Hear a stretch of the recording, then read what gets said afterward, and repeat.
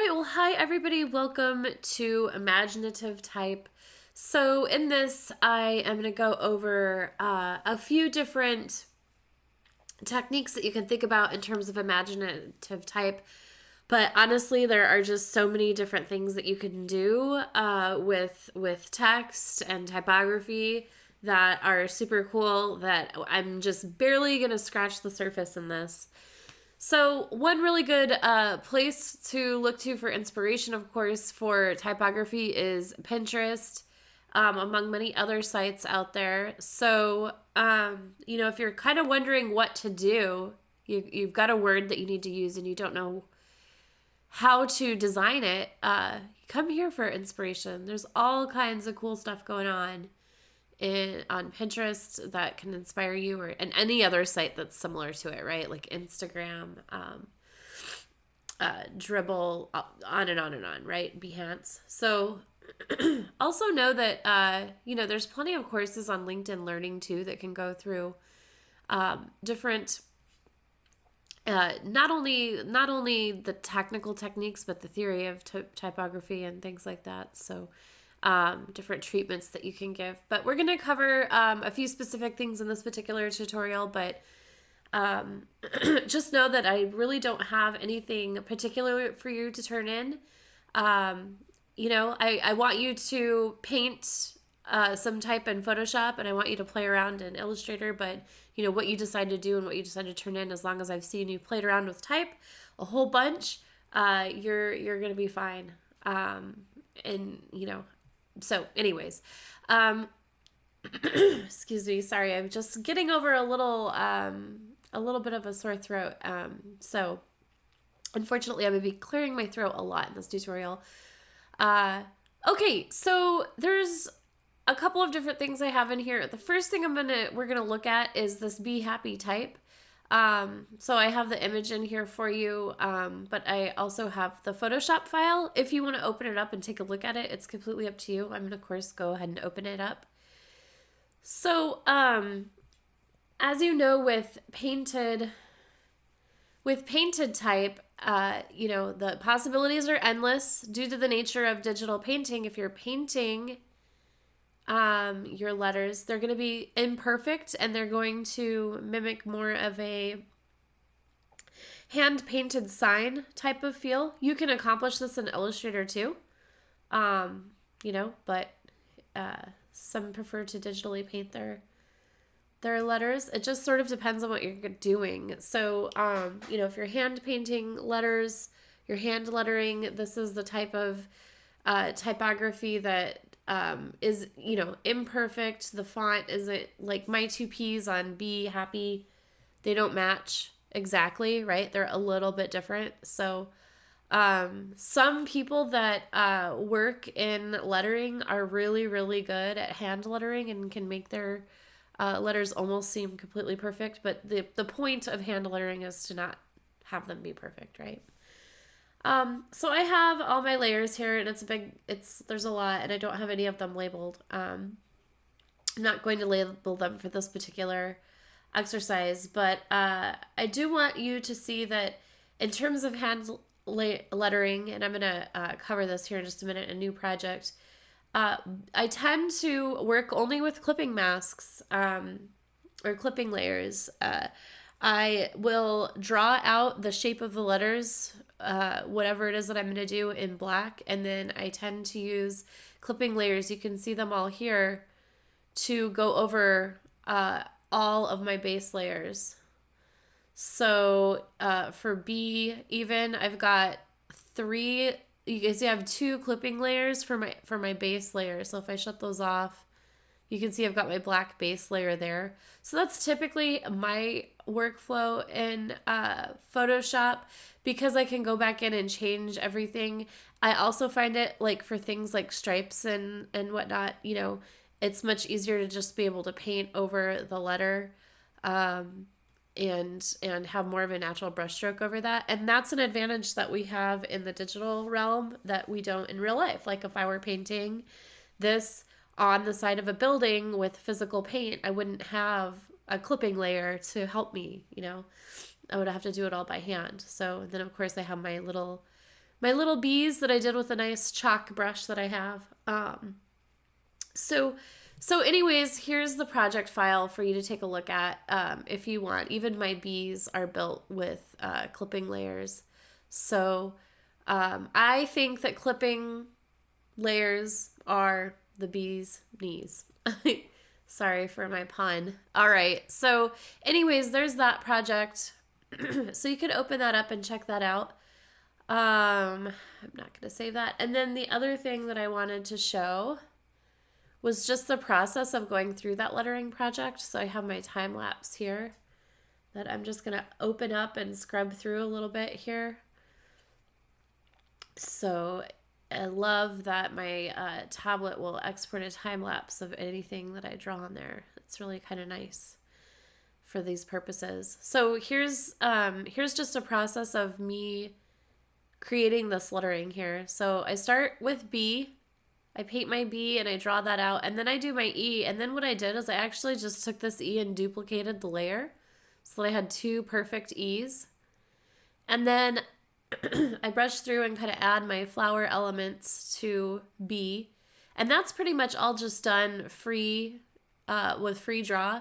And then for happy, I did use a little assistance. So what you can do is you can do a text layer, choose a font that's sort of close to what you're thinking of, and then as I went through and drew, I just enhanced certain elements of this font. So I went through and I traced it, but then I added some characteristics to the letters that made it just a little bit more curvy, a lot curvy actually down here. And so you can see as I go through, I'm adding characteristics to the type that, match whatever the theme that I'm going for on this particular project. And then I go through and I paint in all my black for happy.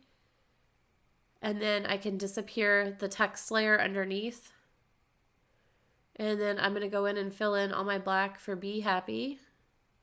And the flower layer is its own layer too. I did it as gray just so I could see it a little bit better against the black there. Now I have all my elements. I'm going to go ahead and go through and do my striping for happy, for my rainbow pattern that I wanted over that. And then for B, I started off with this ink runner type of brush, but I didn't really like it. So eventually come back in and decide to do kind of chalky stripes. And with these E's, for example, when I went over and did the stripes for them, I purposefully made the stripes offset from each other as much as I could so that they could stand out from each other. Because if I had continued these stripes all the way over on this E, for example, the letters wouldn't have stood out from each other. So I kind of have this thing going on with the two E's where they're the same as the B and they're similar and they almost kind of blend into one another, but they're offset just enough for the E's to kind of stand out on their own a little bit. Okay, then I come in, add my flower elements, and then I create my little bee here and duplicate it a couple times. And I'm done. And I want these bees to be happy. So anyways, that's my timeline and workflow for this particular piece.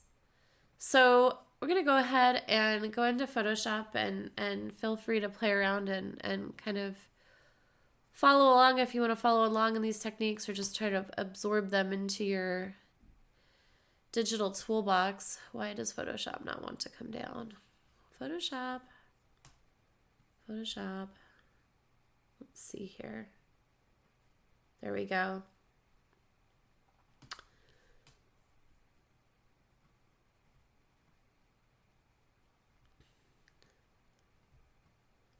Oh my goodness, why do I do this to myself? I just need to expand it. Okay, so I'm going to go ahead and create new, and for this, I don't know, I'm just going to do let's just say like a 16 by 16 document. You could do whatever you want.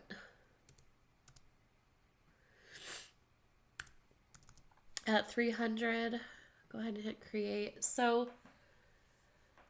yeah, I mean, painting in Photoshop with this, I still have my my letterers from the earlier tutorial in here, and I'll probably use those. I find the lettering brushes do really work very well for letters. So that's kind of neat. Um, yeah, so a couple of things I wanted to show you in terms of just working with a base layer and working with clipping layers in general, is that I just find them extremely useful. I find that it's just, like I explained earlier, a lot more flexible if I'm using clipping layers. So my base layers are usually, black or white if I have a black background, for example. So let me see. Let me just go in here and pick something. The Comics Growl. Let's see how that's looking. All right, so I kind of like how that brush is looking. So I'm gonna go ahead and just write the word type. So I'm thinking I'm gonna have a really thin post to my T here.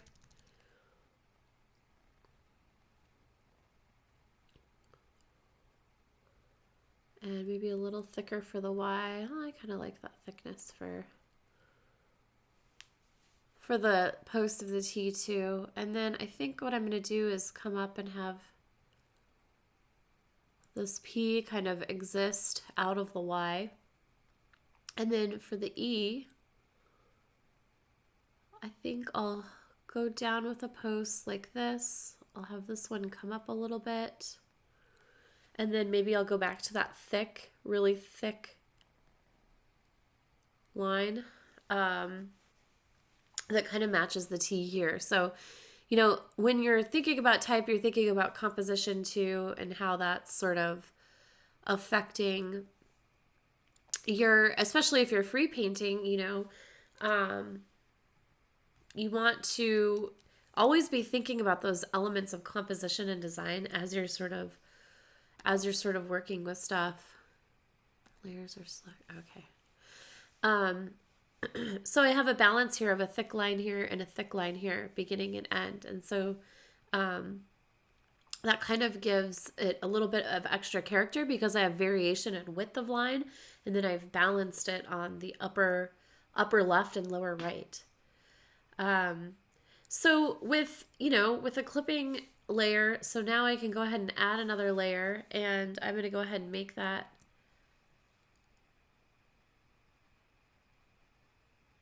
a clipping layer.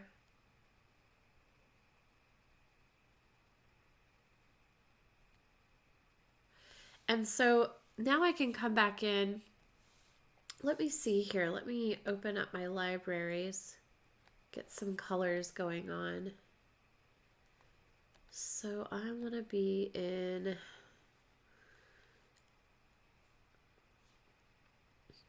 colors. I've got a bunch of different color palettes in there. Yeah, so, I can play around and do some really cool things. I think I'm going to just choose maybe this bright orange here. And let's see. I'm going to play around with this brush a bit. So I'm going to make the brush really big. I'm going to make the opacity go down to maybe 22%.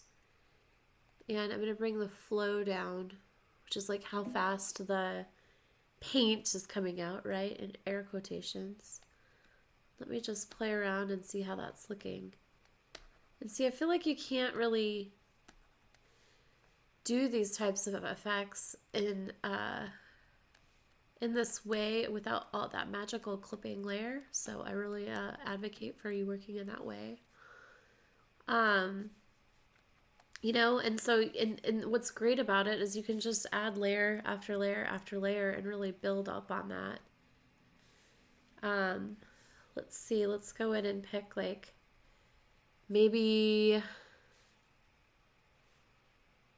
it's funny when I record these tutorials because sometimes the hardest thing to decide is just like what color to use for the presentation. So maybe add a little pink in there.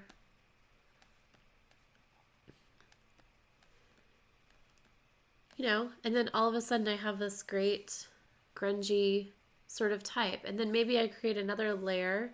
Maybe I'll choose like this kind of pukey green. And then maybe I have another layer where I just want the scrunch texture to be over it and it's kind of hidden underneath. Okay, so I'm going to come over here and I'm going to shift select all these layers and group those together. And I'm going to actually make them a little smaller so I can do something new.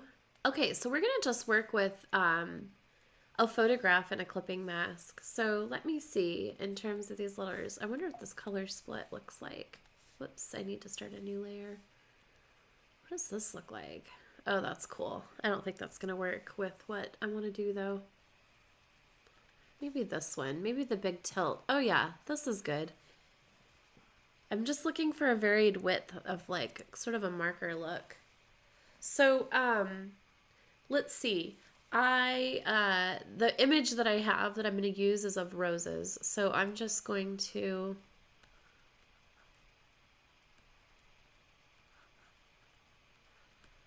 say roses are dead instead of roses are red. So a little bit of wordplay. Ooh, and I like how this is fitting together because this D kind of like frames it all in. So I'm actually going to go ahead and shut that first group off for the moment here, and I'm going to move this layer a little bit to the center, and then I'm going to go ahead and bring in my photograph. So let me go to the flowers. I'm really into floral patterns right now. I'm in the process of the fun part of home renovation where I'll be picking up some wallpaper, which is like really exciting. Okay, and so let's see, we're gonna just make this a little bigger. Whoops. And I want to do that proportionally.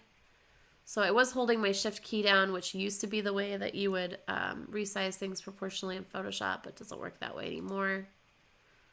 So I'm gonna go ahead and resize that. And I'm gonna just go ahead and make it so that it's covering my whole square here. And I kind of like that, and that's nice and centered. So I'm going to hit enter. And then I am going to actually duplicate that layer. So 2 flower layers. One is under the type. So I've got flower layer and then type and flower layer. And so what I'm going to do here is go ahead and create a clipping mask. And you don't see anything yet, but if I hide the visibility of my lower layer, you can see the roses are dead is there.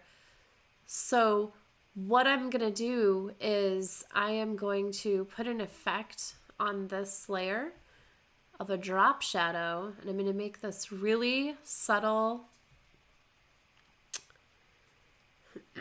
Oh, it's really hard to see actually in this. So I'm going to make this really, it looks very subtle here, but I'm going to go ahead and make it a little bit more dramatic of a drop shadow. So let's go ahead and make that spread really big. There's that. And then I want, there we go. I was wanting to make that a little bit more feathered. It looks like the higher up I go and spread, the less feathered it becomes. So all right, I'm going to go ahead and hit OK. I'm going to come up to this. Now I have that green underneath. I'm going to come up to this layer and I'm going to go ahead and bring the opacity down a bit. And it's going to stick out a little bit. So there we go. And then maybe for the flowers layer itself, I'll go ahead and bring the opacity down a bit. I actually don't really like...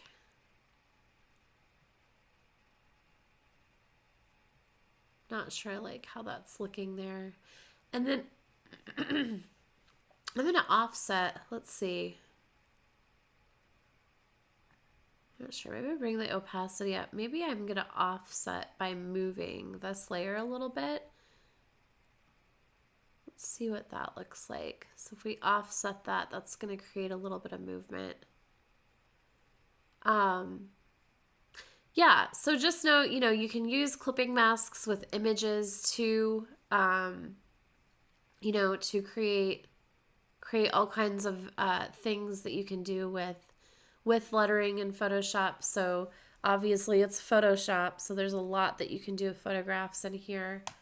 Um, uh, you know, um, you see a lot of type of like one image, one photograph embedded into another.